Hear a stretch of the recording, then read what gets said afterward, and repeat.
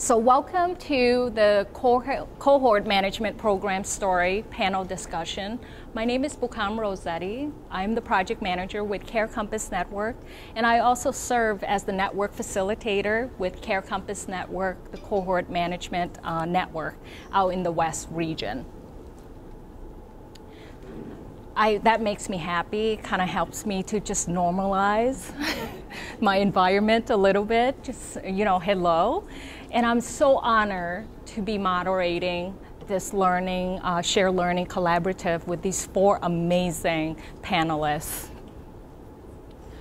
Just to recap for all of you, since you might not live and breathe district and everything Cohort Management Program, right? So Cohort Management Program, or AKA the CMP program, is a CCN partner learning collaborative. This is a focus on identification of specified cohort Medicaid patients, where then there's a formation of a network of partners and delivering integrated services and interventions. And then where all of the partners then are held jointly accountable in, for example, like in the VBP world. Currently, there's 18 active cohort management program taking place across our 9-county region. So that's a lot taking place. So why CMP? This is really a huge learning collaborative for both CareCompass Network and for our partners. It also gives us and our partners the opportunity to operate within a mini risk-free or low-risk VBP environment. So I'm not going to go through all of them, but the bottom line is it gives us the opportunity to really learn how can we better serve our Medicaid patients and also set up the system, transform the delivery of care for all of us. Our shared learning objectives today. So our 4 panelists are going to be talking about their shared experiences on network formation, the cohort selection, how they came about, the challenges, experiences, and successes, right? And also lessons learned so far to date.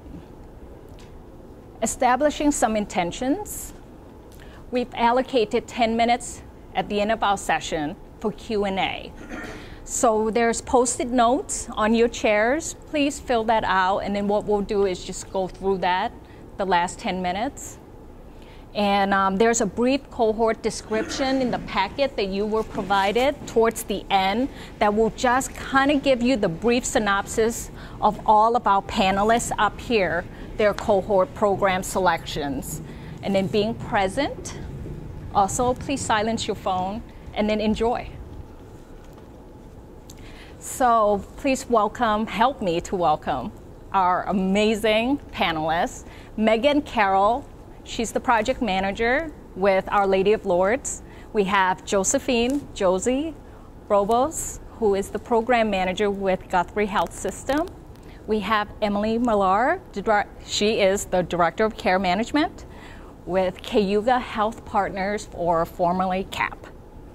And then we have Kylie Osterhout, who is the case manager coordinator for Shenango Health Network. And again, I'm the moderator, Bukam Rossetti, and we have our favorite timekeeper, Andrea Rotella, over there helping us to navigate. Are we ready? Right?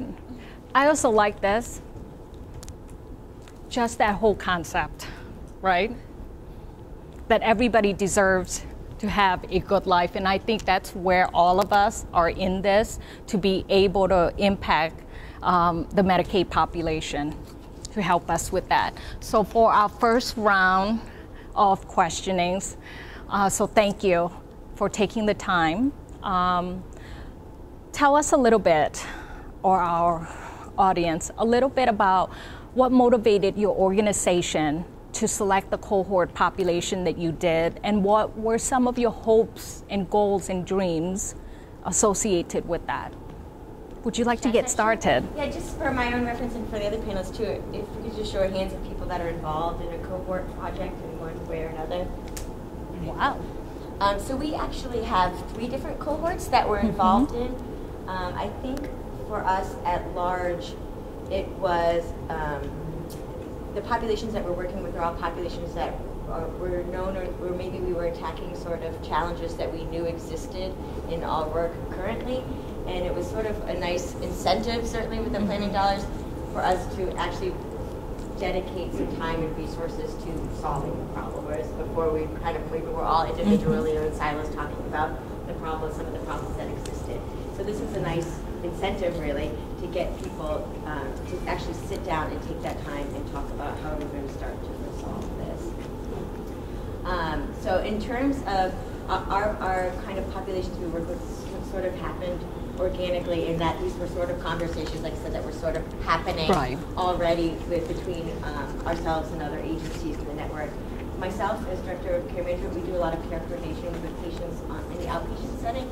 So we work with patients where they are on a regular basis. So we see a lot of the opportunities when patients come to the hospital or come to the emergency room and then leave.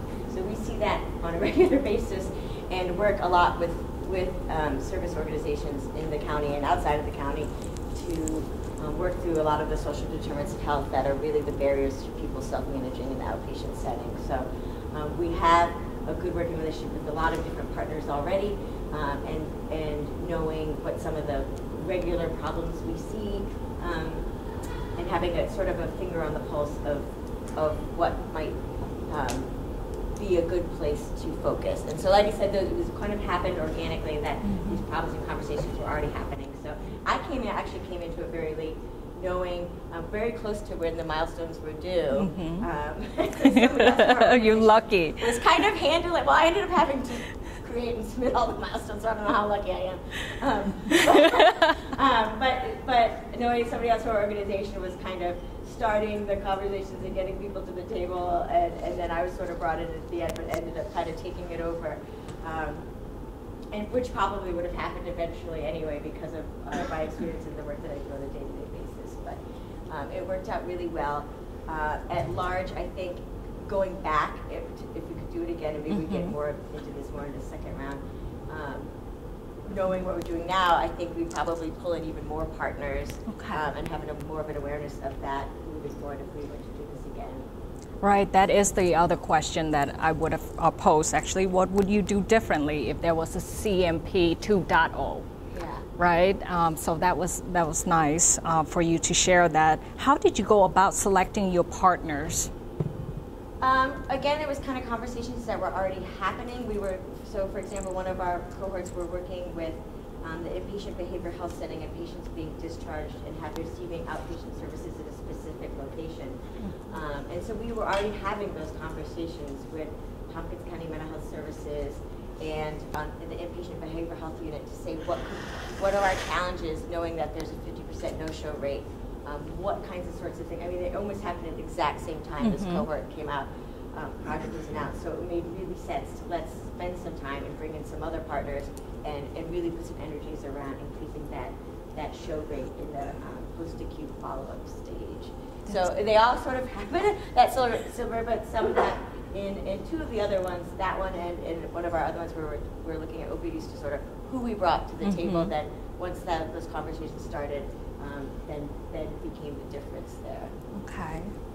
How about you, Kylie? So Cohort Health Network is actually currently working in 2 different cohorts.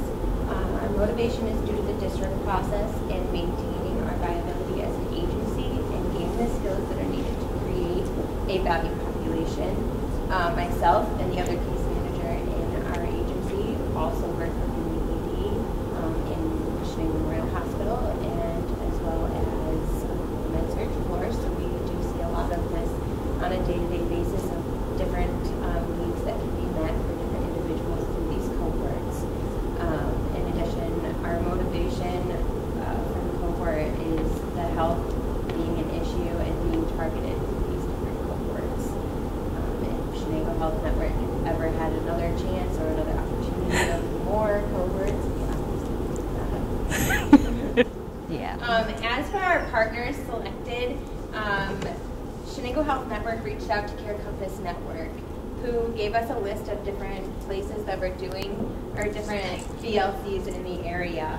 That is when we were connected with our first cohort with family planning. Mm-hmm. Our second was with Catholic Charities, who reached out to us, whom we were connected with from the very beginning. Okay, very nice. Megan, would you like to share? Hi. So we have, at Lourdes, we have two different cohort projects going on. We have our opioid use disorder cohort, and then we have our community health worker cohort, which is located at 303 Main Street. So two entirely separate cohorts, but different partners, but we do have one partner who is the same. So Rural Health Network is our partner who is in both of our projects. So really how we identified our needs were, okay, what are currently occurring in our communities? We know opioid use, we wanted to really tackle that. And also community health worker, we wanted to try out a new staffing model. So we have really placed a community health worker who is designated to focus on social determinants of health while helping our population at 303 Main Street. And so we've actually also used that model with our opioid use cohort. So that's been a really great learning experience.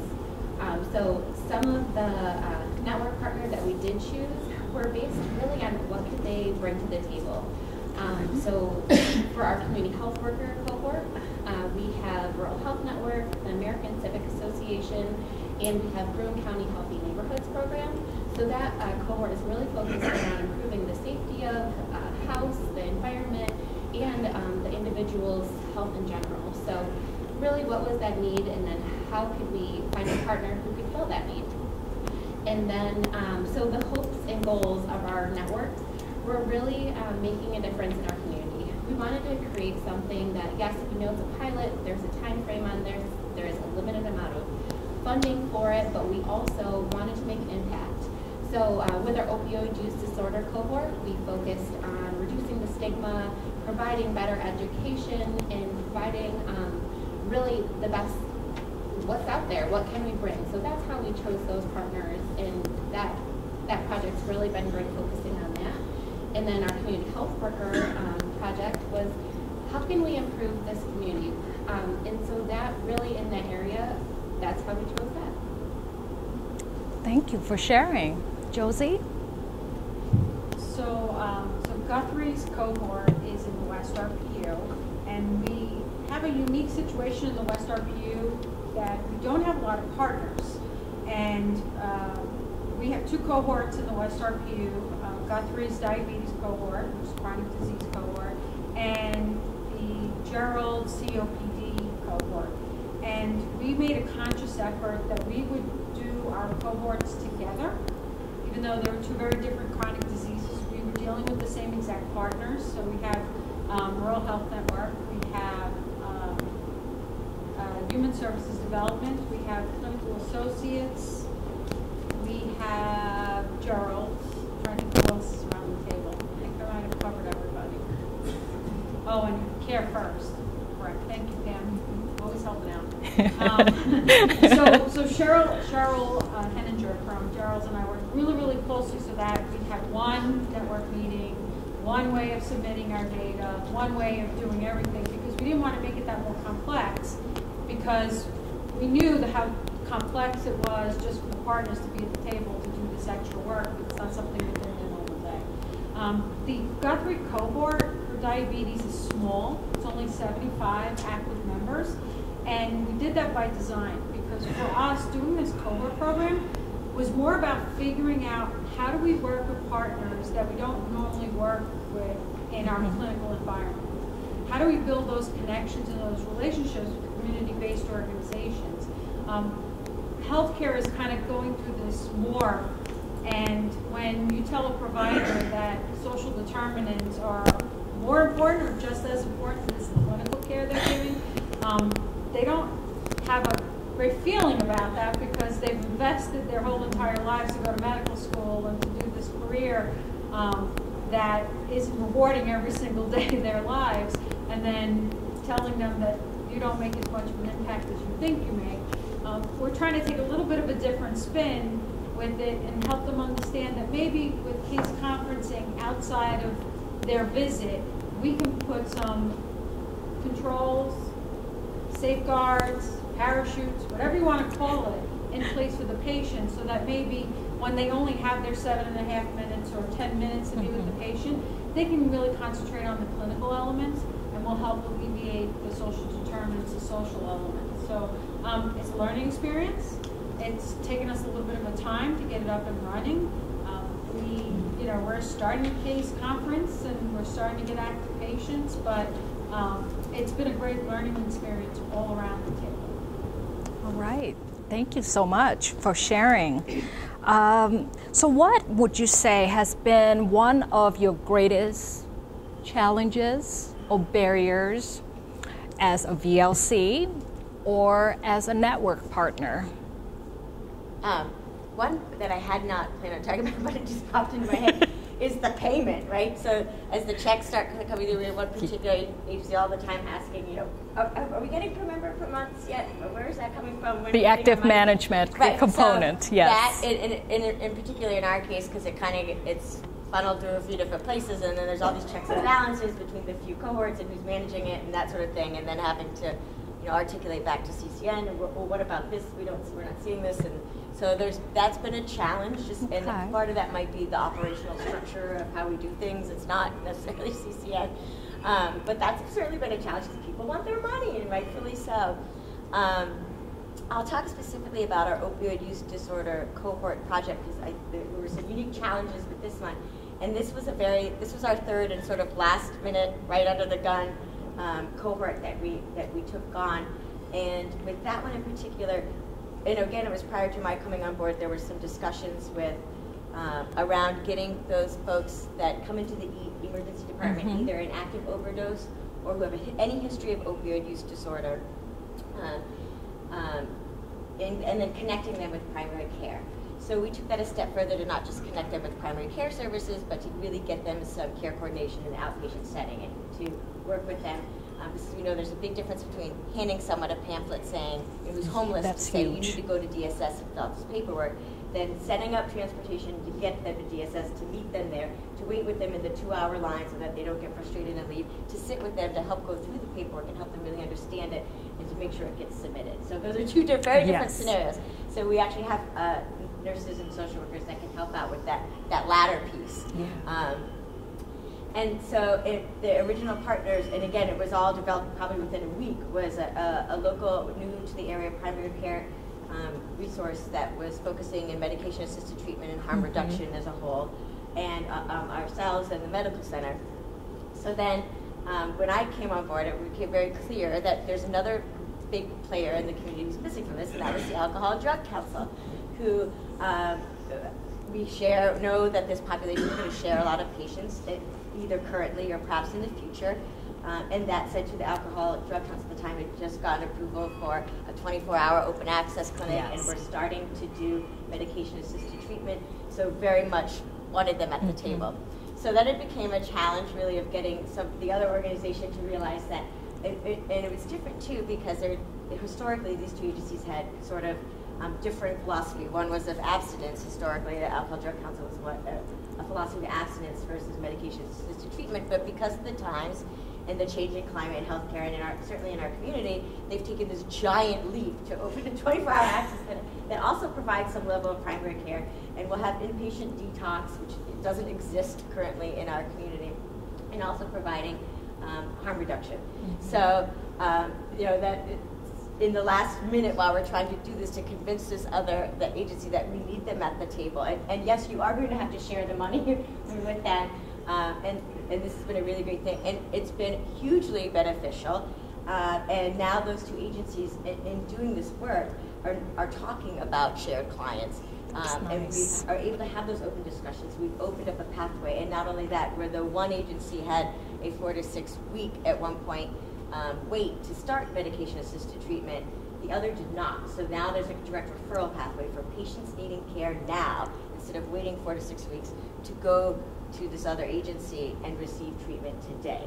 So that's been hugely beneficial and just kind of opened So the that would doors be and the more of pathways. like a huge positive Huge outcome, positive. right? The one other, and I know my time is coming really short, but the one other sort of barrier is that, when our nurses and social workers are working with these patients, we have way more success when we can meet them face to face for the first time. So we have real-time alert when one of these patients hits the emergency department, and we're on our way there. But then there's times when we're not there, and we don't get to meet people while they're there. So we're kind of, we sort of miss them at that point. We can try to reach them on the telephone, but that becomes, I'm sure most of you know, it has its own challenges. So if we had folks that were 24/7 doing this sort of role, it would make it a lot easier to catch more people. But outside of that, I mean, we're catching plenty to stay busy. So, but overall, it's been a huge benefit. Success. That's awesome. So as an agency within these two cohorts, just for Shenango Health Network specifically, our barriers right now are actually getting in contact with individuals. A lot of this is a cold call basis for us. So getting in contact with individuals seems to be very difficult with the lack of their contact information or wrong numbers. So it does make it a little difficult for us to initially get them the needs that each individual would actually need to further each cohort. We are, although, having successes in different areas, so that is a good thing, but our main barrier is that contact, so it does make it a bit difficult in our cohort. Now, Kylie, are you using a preset chase list? Yep, we do. Each cohort has a preset chase list that we're given, and then we call based off of that. Besides calling, we also do send out little postcards in the mail letting them know who we are, what we're actually trying to do with each cohort specifically, and a lot of times we just get that back in the mail. That does also become a big barrier, but we do continue to reach out. Like I said, we also are in the emergency department at the hospital, so we kind of see a lot of these individuals from the chase list reoccurring in the ED, so we also send one of our case managers into their room, and then we kind of go from there and just have discussions with them at that point. So we do get a little bit of face-to-face, but it's more or less just phone calls. So what I'm hearing is a lot of it is that face-to-face contact that is the probably the most success, right? Success for us. Yeah. Instead of having, I know I've worked with Fidelis, so a lot of the information lists or directories are, old, right? Or yes, right. And phone. Yeah. Has other methods been utilized, such as text messaging? Actually, or considered? In our one cohort, they just started beginning with text messaging, so it's a new start for them. So hopefully we will see a good success in that to help them cohort and begin with more successes. So. Yeah, looking forward to seeing that data. Definitely. Megan. Okay, so well, some of our barriers and challenges. So for the OUD cohort, well, the first one is stigma. That's one of our goals, was to reduce the stigma and really with the community and our providers. So that was the first one. Also, we have a low number of waivered providers in this area. That's another obstacle. Also, really for the OUD cohort is the philosophies. So abstinence versus math. So those three were a little bit different for our OUD cohort, but the other obstacles were experienced for both of our cohorts. So difference in opinions. Someone might have one priority, another organization might not have that same priority. It depends.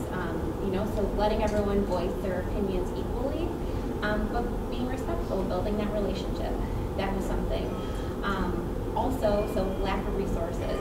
So we know some of our partners, they are a staff of one.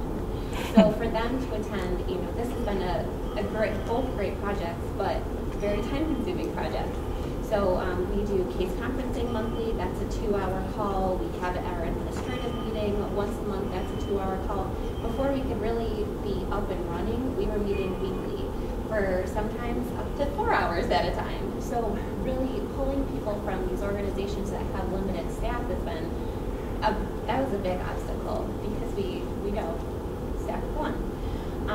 Also, one of our obstacles, which I think we've really overcome, is integrating our community health worker in the different environments.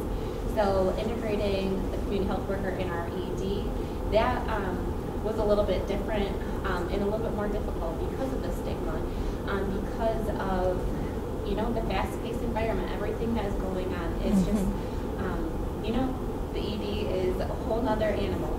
But we've been lucky because we have AmeriCorps workers who are also partnering with our community health worker in being able to make that connection to get them to the right resources or the right organization that might be the best fit for them. So that was one of the difficulties. And then at our other community health worker at 303 Main Street cohort, that community health worker, that one, she went in there and she basically is a full-time Lord's employee. She has adapted so wonderfully, and we are so blessed.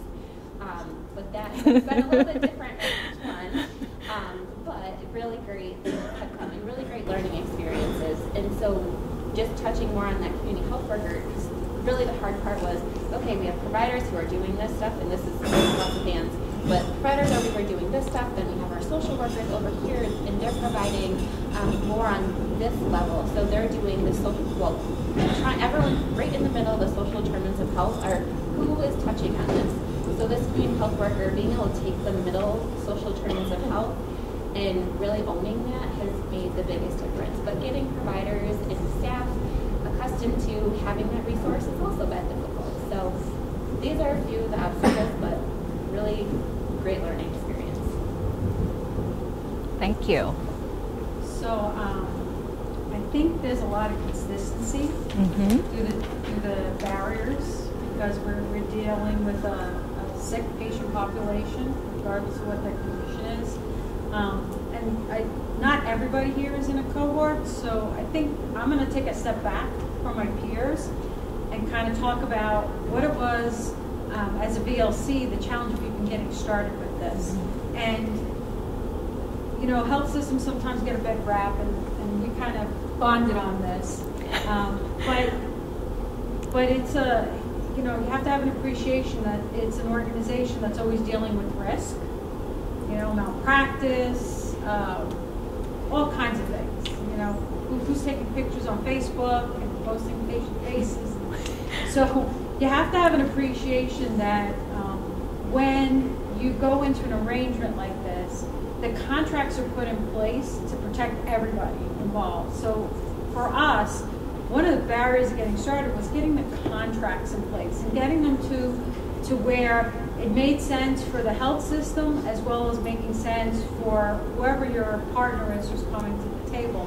And that was a great lesson because that will happen every time we decide to do something different, because we all have to understand our roles and responsibilities, not only to each other, but to the patient that we're caring for. So that was a big barrier, and I think we made a lot of strides in that. I think we took it upon ourselves to make it as plain language as possible. The other area is the flow of funds, and keep on justice and equitability. You know, there's a lot of overhead with this, and there are some honorable VLCs who could afford to just take the PMPM and dole it all out, and some of us who, believe it or not, are a team of one, and so, you know, some administrative and overhead, and, you know, all of those elements that come into place, it's all business, you know, and none of it's personal.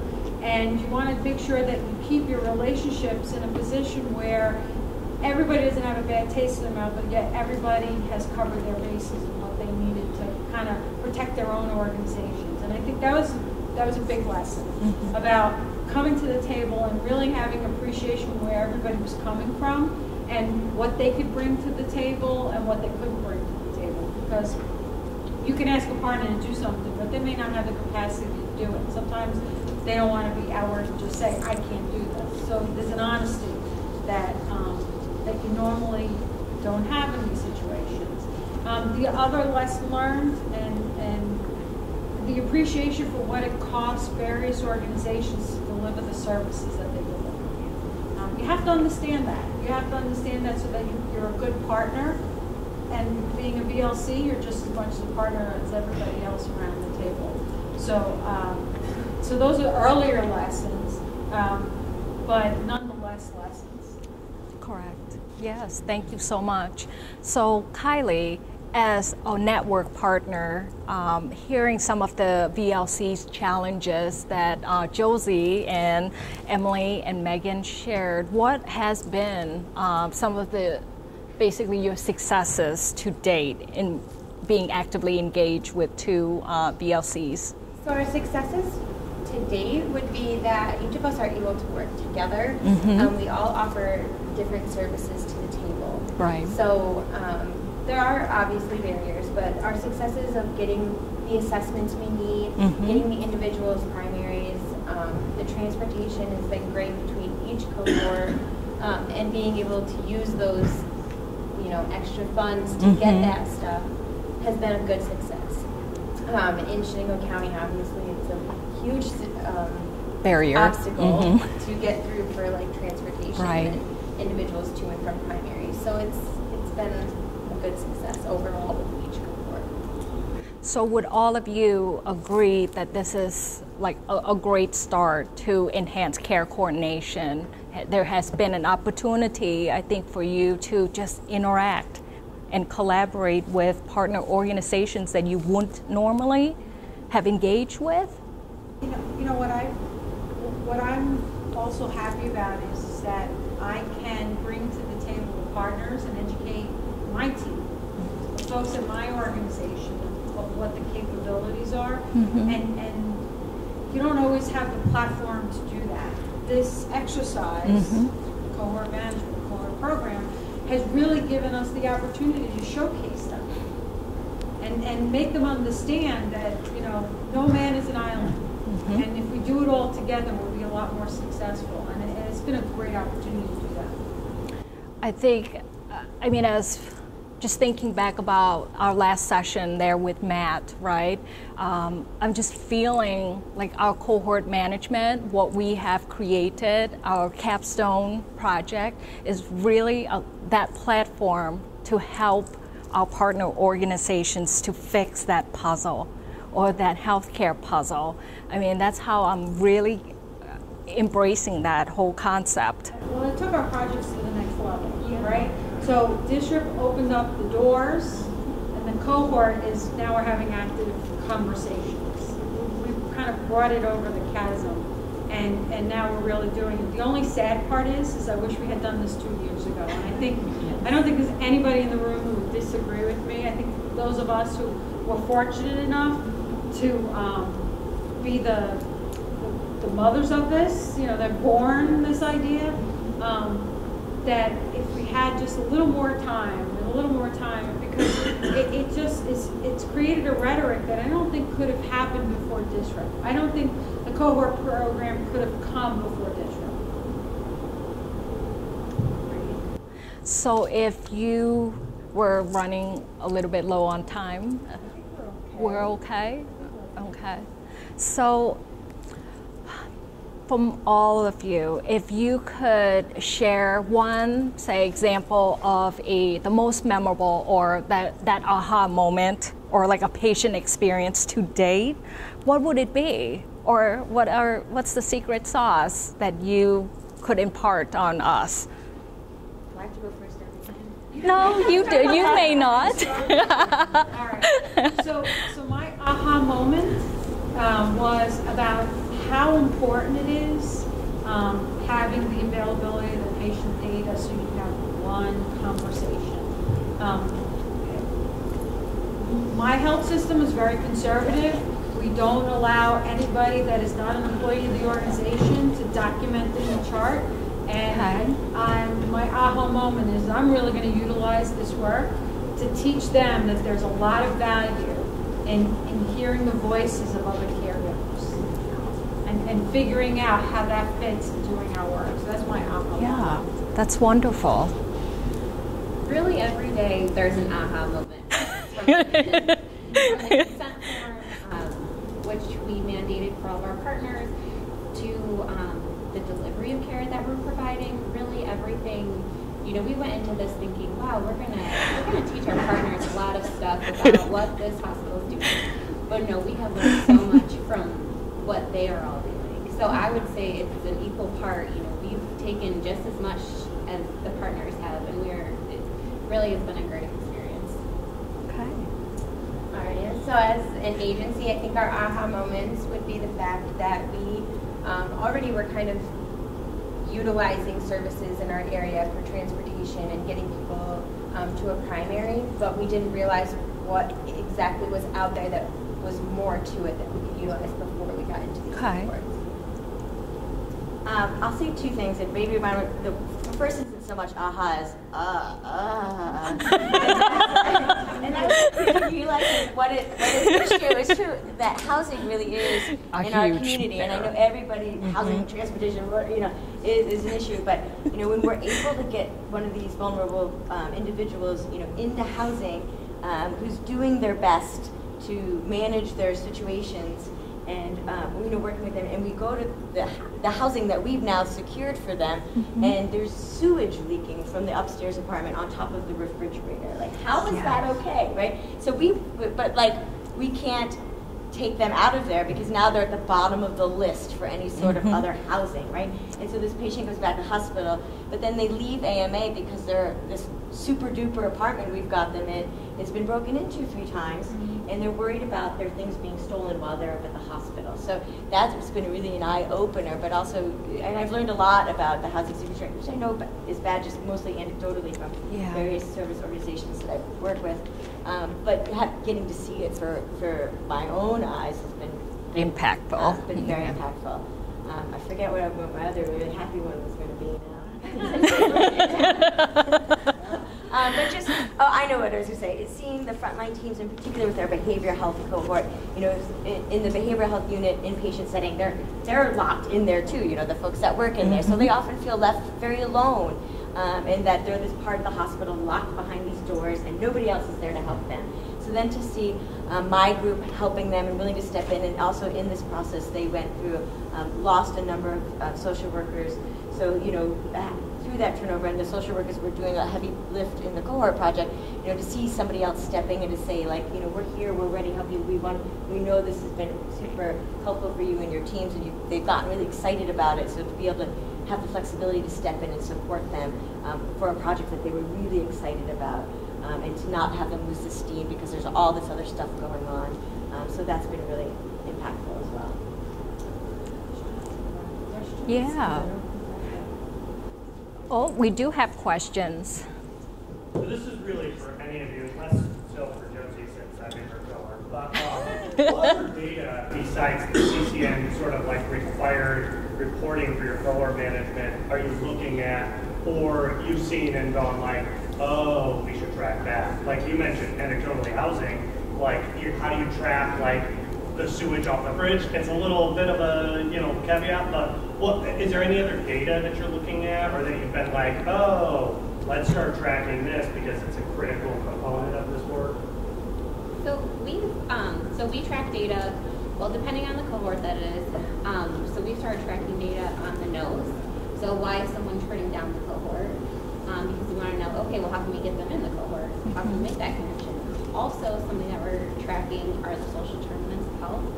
So we talk about, we have all these needs, but really, what are maybe the top 3 that we could focus on for these cohorts? So like one of the data that we are looking at was laundry. So we're, through our community health worker cohort, we are creating a laundry service with partnering with NOMA. And so finding that, why aren't you taking your clothes to the laundromat? Why aren't you doing this? Because it's too expensive, because it's too far away. So we create our own sub-survey out of the questions because we identified that was one of our top social determinants. So going a little bit further into the highest needs. I can talk a little bit about the behavioral health cohort. So we're not just tracking did patients make it to the appointment or not, but if they needed to reschedule. As part of that cohort program, we're also setting up transportation. So in the inpatient setting is historically always made follow-up appointments for the patients. but they're not used to also addressing, do you have a way to get to that appointment? So that's one of the things that we've been doing, either setting up transportation for folks that need it. In some instances, that transportation comes via Uber Health. So we are tracking, for the patients that come, that make the appointments or not, did we provide the transportation? What did that look like? And also part of that cohort, they're getting follow-up phone calls from suicide prevention and crisis services to address safety planning, lethality, appointment reminders, that sort of thing. So of the patients, we'll be able to look back and say patients that didn't make it to a follow-up appointment, were they ones that we were able to connect with or not? We're also tracking for that cohort, what's their long-term outcome afterwards. So if there was perhaps a suicide or a death during the cohort period, what was the cause of that? And other sorts of those types of things. So what just sort of at large, what does this population look like? So hopefully we'll have success, but kind of what are some of the details otherwise within the cohort. And so for each cohort, there's some additional, like in the opioid use disorder, we're also tracking some other data points like hepatitis C or other sorts of things. So that we're a concern for some of the network partners in the beginning of all of this. We're at time. Does anybody else have one last question for our panelists?